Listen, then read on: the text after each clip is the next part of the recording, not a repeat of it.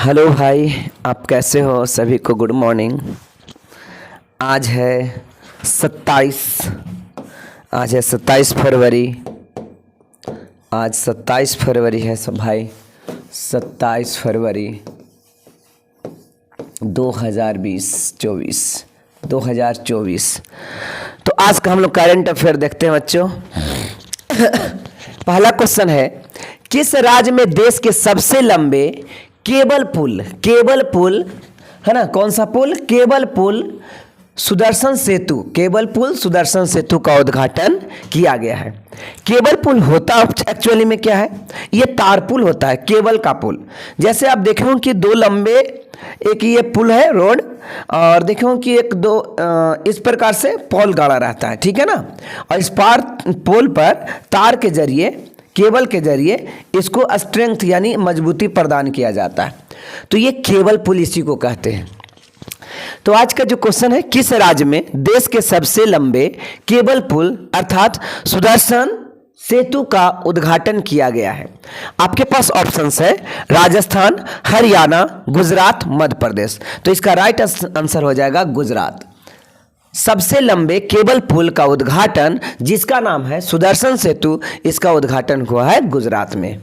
चलिए इसके बारे में और डिटेल्स चर्चा करते हैं। ये नरेंद्र मोदी जी हैं। इस प्रकार से आप केबल पुल देख रहे हो कि यहाँ पे क्या है, एक बड़े पोल रहता है इस प्रकार से, और ये केबल के जरिए इस पुल को स्ट्रेंथ प्रदान किया जाता है, ठीक है ना। तो ये होता है केबल पुल।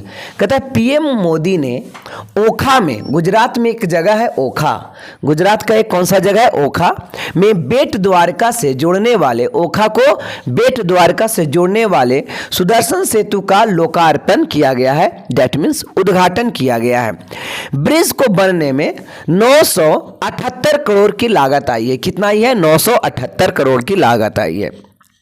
सबसे इसमें ब्रिज में इंपॉर्टेंट क्या आ जाता है? अगर सबसे लंबे केबल पुल है तो इसका सबसे इंपॉर्टेंट बात ये आता है मेरे साथियों कि इसकी लंबाई क्या होगी। तो इसकी लंबाई 3.32 किलोमीटर होगा, लगभग 3.25 किलोमीटर, ठीक है ना। याद रखेंगे, लगभग 3.25 किलोमीटर यानी 3.32 किलोमीटर, ये आपको याद रखना है। फुटपाथ की चौड़ाई देखिए, ये इस प्रकार से पुल होगी, है ना, स्ट्रेंथ प्रदान किया गया है। और यहाँ पे आप देखोगे कि आने जाने आम आदमियों के लिए फुटपाथ की व्यवस्था होती है। तो फुटपाथ की चौड़ाई 2.5 मीटर है। इसमें फुटपाथ की चौड़ाई कितने हैं साथियों? तो 2.5 मीटर। इसमें लगा सोलर पैनल, इसमें पूरा सोलर पैनल लगा हुआ है, ठीक है ना। ये सोलर पैनल यहाँ पे लगा हुआ है, यहाँ पे सोलर पैनल लगा हुआ है। तो कहने का मतलब कि सोलर पैनल से कितना मेगावाट बिजली उत्पन्न किया जा सकता है? तो यहाँ पे ऑप्शन आपका हो गया 1 मेगावाट। 1 मेगा का मतलब होता है 10 के पावर 6, ठीक है ना। तो 10 के पावर 6 वाट बिजली उत्पन्न करेगा कौन? यहाँ जो लगे सोलर पैनल है वो। कहता है पीएम मोदी ने अक्टूबर 2017 में इसकी आधारशिला यानी नींव रखा था, अब इसका उद्घाटन हो गया है ना। गुजरात के दौरे पर पीएम मोदी द्वारा किया गया जो कार्य है उसके बारे में देखेंगे। तो पीएम मोदी ने द्वारका में स्कूबा डाइविंग की स्थापना इन्होंने किया था। पीएम मोदी ने द्वारका में द्वारकाधीश मंदिर की पूजा अर्चना की।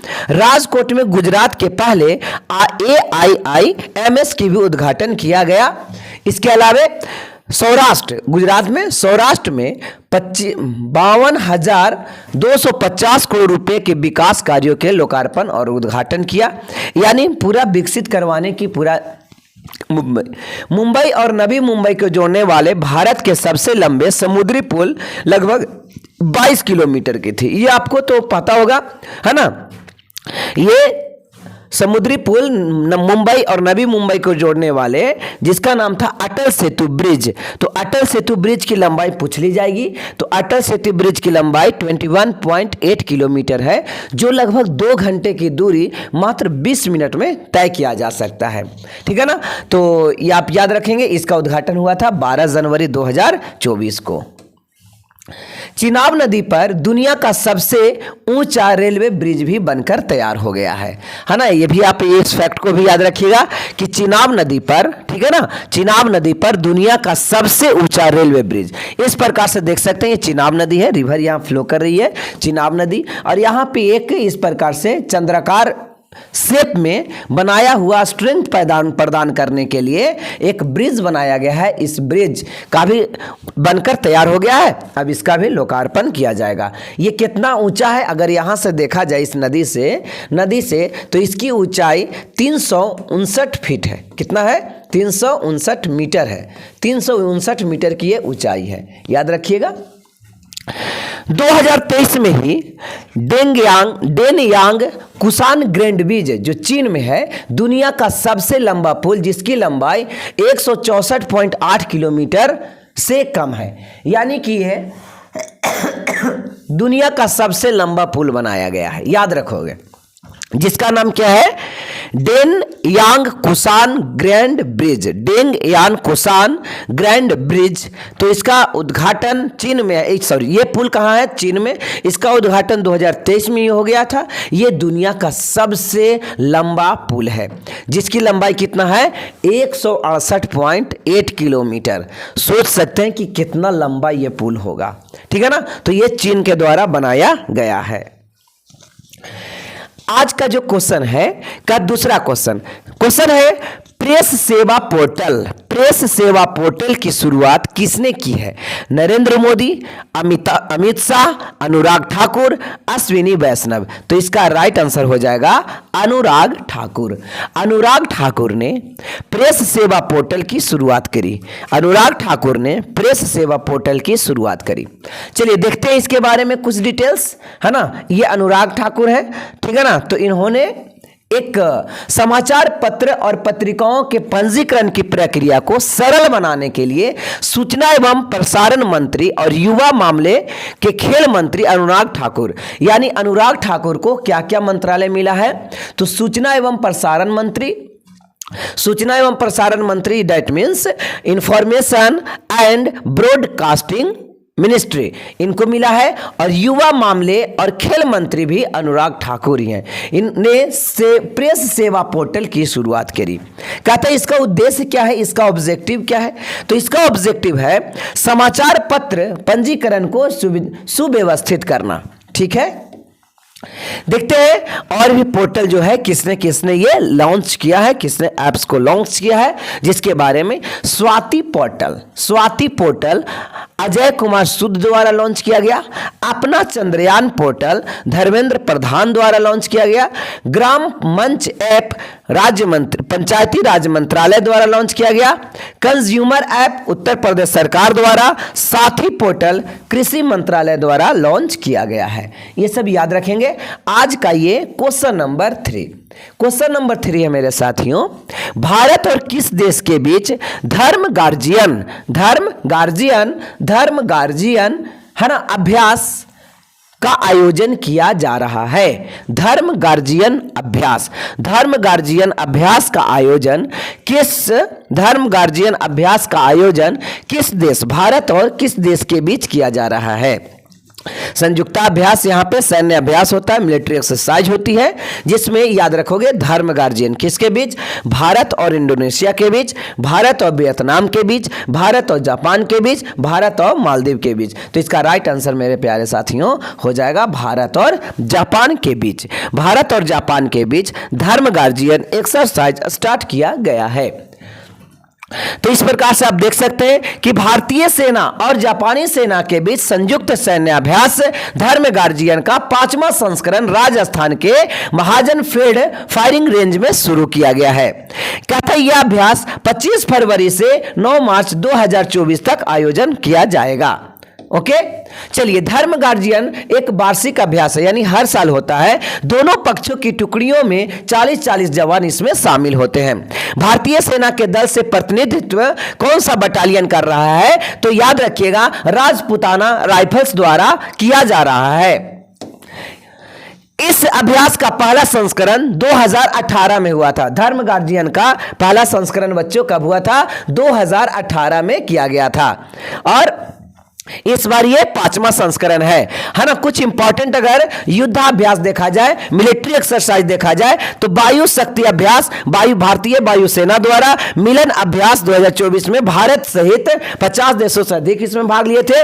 डेजर्ट नाइट भारत, फ्रांस और यूएई के द्वारा किया जाता है ना। सैन्याभ्यास, मिलिट्री एक्सरसाइज जो डेजर्ट नाइट याद रखोगे, Desert Knight France, Bharat, UAE संयुक्त अरब अमीरात, यूएई डेट मीन्स संयुक्त अरब अमीरात। अभ्यास खंजर भारत और किर्गिस्तान के बीच, भारत और किर्गिस्तान के बीच अभ्यास खंजर युद्धाभ्यास किया जाता है। आज का ये क्वेश्चन नंबर 4, क्वेश्चन नंबर 4 है अट्टुकल पोंगल, अट्टुकल पोंगल किस राज्य में मनाया गया है? आपके पास ऑप्शंस है महाराष्ट्र, गुजरात, केरल, तमिलनाडु। तो इसका राइट आंसर मेरे प्यारे साथियों केरल इसका राइट आंसर हो जाएगा। अट्टुकल पोंगल किस राज्य में मनाया गया है? तो केरल में। चलिए देखिए केरल में अट्टू पोंगल किस प्रकार कहता है। अट्टू पोंगल मलयालम के कुंभन महीने में मनाया जाता है। देखिए मलयालम ढंग से महीने, जैसे आप ग्रेगोरियन कैलेंडर के अनुसार जानते हो जनवरी, फरवरी, मार्च, अप्रैल में, उसी प्रकार से आप हिंदी के अनुसार से आप जानते हो चैत, बैसाख, जेठ, आषाढ़।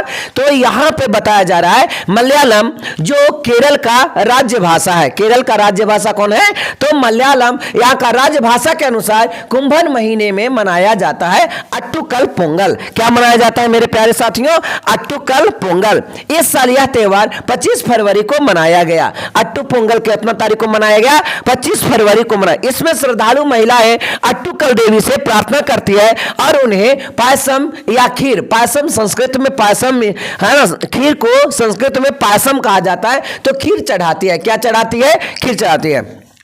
केरल के तिरुवनंतपुरम यानी केरल की राजधानी तिरुवनंतपुरम में अट्टुकल देवी की मंदिर है। अट्टुकल देवी की मंदिर तिरुवनंतपुरम में है। भारत के प्रमुख महोत्सव की अगर बात किया जाए तो इसी प्रकार से मेजर फेस्टिवल इंडिया का कौन कौन सा है? तो खंडोबा महोत्सव महाराष्ट्र में मनाया जाता है। याद रखिएगा खंडोबा महोत्सव महाराष्ट्र में मनाया जाता है। रण महोत्सव गुजरात में मनाया जाता है। हॉर्निवल महोत्सव नागालैंड में मनाया जाता है। सिकारा महोत्सव जम्मू कश्मीर में। एक बार और रिपीट करते हैं है ना। खंडोबा महोत्सव महाराष्ट्र में, खंडोबा महोत्सव महाराष्ट्र में, खंडोबा महोत्सव महाराष्ट्र में, रण महोत्सव गुजरात में, हॉर्निवल महोत्सव नागालैंड में, सिकारा महोत्सव जम्मू कश्मीर में मनाया जाता है। इसके अलावा आप अगर देखने की बात करो तो खजुराहो महोत्सव मध्य प्रदेश में मनाया जाता है। खजुराहो महोत्सव कहां मनाया जाता है? मध्य प्रदेश में मनाया जाता है। सिगमो महोत्सव गोवा में, बहिला महोत्सव बिहार में और चिंगावा महोत्सव मणिपुर में। ये आप लोग याद रखेंगे जो भी बिहार से होंगे है ना। बिहुला महोत्सव कहां मनाया जाता है प्यारे साथियों? तो बिहार में मनाया जाता है। आज का ये क्वेश्चन नंबर 5 देखते हैं। कहता है एनटीपीसी रिन्यूएबल एनर्जी लिमिटेड की पहली सौर परियोजना किस राज्य में शुरू की गई? तो इसके पास ऑप्शन है हरियाणा, उत्तर प्रदेश, आंध्र प्रदेश, राजस्थान। तो इसका राइट आंसर मेरे प्यारे साथियों हो जाएगा राजस्थान। याद रखेंगे NTPC renewable energy limited, NTPC renewable energy limited की पहली सौर परियोजना किस राज्य में शुरू की गई है ना। इलेक्ट्रिसिटी के मामले में एनटीपीसी वर्क करती है और मैं बता दूं कि पहली बार ये सौर परियोजना में भी एंट्री ले रही है। तो ये कहां पे अपना सबसे ज्यादा सोलर पैनल लगाने की शुरुआत किया? तो राजस्थान में। कहता है राजस्थान के छत्तीसगढ़ में जगह है, राजस्थान में एक जगह है जिसका नाम है छत्तरगढ़। क्या नाम है? छत्तरगढ़ में एनटीपीसी रिन्यूएबल एनर्जी लिमिटेड की 70 मेगावाट की पहली सौर परियोजना की संचालन की शुरुआत की गई है। अभी आपने देखा था कि 1 मेगावाट बराबर कितना होता है? 10 टू द पावर 6 वाट होगा। 1 मेगावाट बराबर 10 टू द पावर 6 वाट होगा। तो पहली बार इतना से क्रॉस करेंगे कितना? 70 मेगावाट बिजली उत्पन्न किया जाएगा। छत्तरगढ़ सौर परियोजना का निर्धारित क्षमता 150 मेगावाट है। कितना है? 150 मेगावाट है ना, जिसे मार्च में पूरा कर लिया जाएगा। इस परियोजना के प्रति वर्ष 370 मिलियन यूनिट ऊर्जा का उत्पादन किया जाएगा। वर्तमान में एनटीपीसी रिन्यूएबल एनर्जी लिमिटेड पूरे देश में 17 परियोजना पर क्रियान्वित है और इसकी कुल क्षमता 6000 मेगावाट से अधिक होगी। कहता है एनटीपीसी के बारे में आप जान जाइए। एनटीपीसी इसका फुल फॉर्म जो होता है एनटीपीसी का, national thermal power corporation limited, national thermal power corporation limited NTPC का फुल फॉर्म होता है। यह भारत के सबसे बड़े ऊर्जा समूह है, सबसे बड़ा अगर ऊर्जा प्रोड्यूस करवाता है तो एनटीपीसी समूह, ठीक है ना। इसकी स्थापना 1975, बहुत इंपॉर्टेंट है। एनटीपीसी की स्थापना कब हुई? तो एनटीपीसी की स्थापना 1975 में किया गया। एनटीपीसी की स्थापना 1975 में किया गया और तब से बिजली लाने में सबसे ज्यादा ये अहम भूमिका भारत में निभा रही है। 2010 में यह महारत्न कंपनियां बन गया था, है ना। नवरत्न कंपनियां से महारत्न कंपनियां में इसको दर्जा दिया गया। अभी एनटीपीसी के वर्तमान में जो अध्यक्ष हैं वो गुरदीप सिंह हैं, है ना। गुरदीप सिंह वर्तमान में एनटीपीसी के अध्यक्ष हैं। ओके, 1975 में इसकी स्थापना हुई थी, याद रखिएगा। राजस्थान के बारे में अगर करंट अफेयर देखा जाए तो आप एक बार पढ़ लीजिएगा, जो राजस्थान से संबंधित होंगे वो एक बार इसे देख लेंगे। ओके, चलिए कुछ उत्पादन देखते हैं कि प्रमुख खनिज उत्पादन में भारत और विश्व में क्या स्थान है, ठीक है ना। तो आप देखोगे कोयला विश्व में प्रथम स्थान चीन का है। प्रथम स्थान कहां? चीन का है। और भारत में प्रथम स्थान कोयला के छत्तीसगढ़ है। हीरा के दृष्टिकोण से देखेंगे तो हीरा सबसे ज्यादा कहां होता है? रूस में। और भारत में हीरा सबसे ज्यादा मध्य प्रदेश में। तांबा विश्व में सबसे ज्यादा कहां होता है? चिली में। कहां होता है? चिली में, जो चिली की राजधानी सांटियागो है। और भारत में तांबा सबसे ज्यादा मध्य प्रदेश में होता है। लोहा विश्व में सबसे ज्यादा ऑस्ट्रेलिया में होता है और भारत में सबसे ज्यादा लोहा ओडिशा में होता है, याद रखेंगे। चांदी सबसे ज्यादा मैक्सिको में और चांदी भारत में सबसे ज्यादा राजस्थान में। प्राकृतिक गैस की अगर बात किया जाए, नेचुरल गैस, तो विश्व में सबसे ज्यादा रूस में और भारत में आसाम में। बॉक्साइड एल्यूमिनियम का ये अक्षय और है, अयस्क है। विश्व में सबसे ज्यादा ऑस्ट्रेलिया में और भारत में सबसे ज्यादा ओडिशा में, है ना। ध्यान से इस पीडीएफ को आप स्क्रीनशॉट लेकर के याद करिएगा। सोना विश्व में सबसे ज्यादा चीन में और भारत में सबसे ज्यादा कर्नाटक में, और कर्नाटक में भी कन्नूर में। आज का ये क्वेश्चन नंबर 6 है। शहबाज शरीफ किस देश के प्रधानमंत्री बने हैं? कजाकिस्तान, अफगानिस्तान, पाकिस्तान, बांग्लादेश। तो इसका राइट आंसर आ जाएगा पाकिस्तान में बने हैं। शहबाज शरीफ पाकिस्तान के नए पीएम बने हैं, है ना। देखिए पाकिस्तान 8 फरवरी को हुए चुनाव में किसी भी पार्टी को बहुमत हासिल नहीं हुआ और ये किसी न किसी के मेल से अपना सरकार बनाने में, है ना, सक्षम हुए। जिसमें कौन कौन आया? पीपीपी, है ना, पाकिस्तान पीपल्स पार्टी और पाकिस्तान मुस्लिम लीग। नवाज शरीफ को मिलाकर सरकार बनाया। इस प्रकार से नवाज शरीफ 2 राष्ट्रों को मिलकर के नवाज शरीफ यहां के प्रधानमंत्री बने, है ना। यहां पे कुछ आंकड़ा दिया हुआ है, आप इसे देख लेंगे। आप थोड़ा सा इसको याद कर लो कि पाकिस्तान के राष्ट्रपति वर्तमान में कौन है? आसिफ अली जरदारी। आसिफ अली जरदारी पाकिस्तान के अभी वर्तमान में राष्ट्रपति हैं, ठीक है।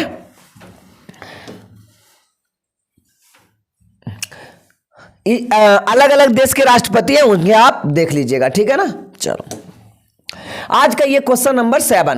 क्वेश्चन नंबर 7 है भारत की पहली महिला पिच क्यूरेटर कौन बनी है? पिच क्यूरेटर कौन बनी है? तो इसके राइट आंसर हो जाएंगे जनसीथा कल्याण। जनसीथा कल्याण भारत की पहली महिला पिच क्यूरेटर जनसीथा कल्याण द्वारा बनाया गया। जनसीथा कल्याण देखिए, ये है जनसीथा कल्याण जी। तो जनसीथा कल्याण भारत की पहली महिला पिच क्यूरेटर बनी है ना। इसमें क्या होता है? महिला प्रीमियर लीग यानी WPL के दूसरे संस्करण के दौरान उन्होंने यह उपलब्धि हासिल की थी, ठीक है।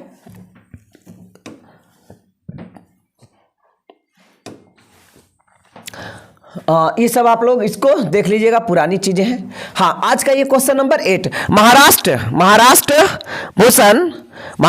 भूषण पुरस्कार 2023 से किसी से सम्मानित किया गया? किसको सम्मानित किया गया? तो इसका राइट आंसर हो जाएगा अशोक सराफ को। किन्हें सम्मानित किया गया? अशोक सराफ को, ठीक है ना। देखिए अशोक सराफ को यह सम्मानित किया गया। कहता है महाराष्ट्र एकनाथ शिंदे, महाराष्ट्र के सीएम कौन है? एकनाथ शिंदे ने अभिनेता अशोक सराफ को फरवरी यानी 22 फरवरी को महाराष्ट्र भूषण अवार्ड से सम्मानित किया गया। अशोक सराफ ने धारावाहिक हम पांच में काम किया है, ठीक है ना, अशोक सराफ। ओके, और ये मराठी फिल्म बहुत से बना चुके हैं, तो इसको दिया गया अवार्ड, है ना, महाराष्ट्र भूषण अवार्ड। कब से शुरुआत किया गया? तो 1996 से ये शुरुआत किया गया है, ठीक है ना। राष्ट्र भूषण अवार्ड वर्तमान में 25 लाख रुपया नगद दिया जाता है, स्मृति चिन्ह दिया जाता है, और बाकी इसमें कोई इंपॉर्टेंट नहीं है। ठीक है ना, आगे चलते हैं। आज का ये क्वेश्चन नंबर देखते हैं 9। क्वेश्चन नंबर 9 है, मोबाइल वर्ल्ड कांग्रेस 2024 का आयोजन किस देश में किया जा रहा है ना? तो पोलैंड में, स्पेन में, न्यूजीलैंड में, ऑस्ट्रेलिया में। तो इसका राइट आंसर आ जाएगा स्पेन में। स्पेन की राजधानी मैड्रिड है। ओके, कहता है हाल ही में हर साल आयोजित होने वाले मोबाइल वर्ल्ड कांग्रेस का आयोजन स्पेन में किया गया। स्पेन के एक इंपॉर्टेंट शहर है जिसका नाम है बार्सिलोना। तो बार्सिलोना में यहाँ पे किया गया। ठीक है ना, याद रखोगे, ज़्यादा इसमें कुछ इंपॉर्टेंट नहीं है। आज का ये क्वेश्चन नंबर लास्ट देखते हैं।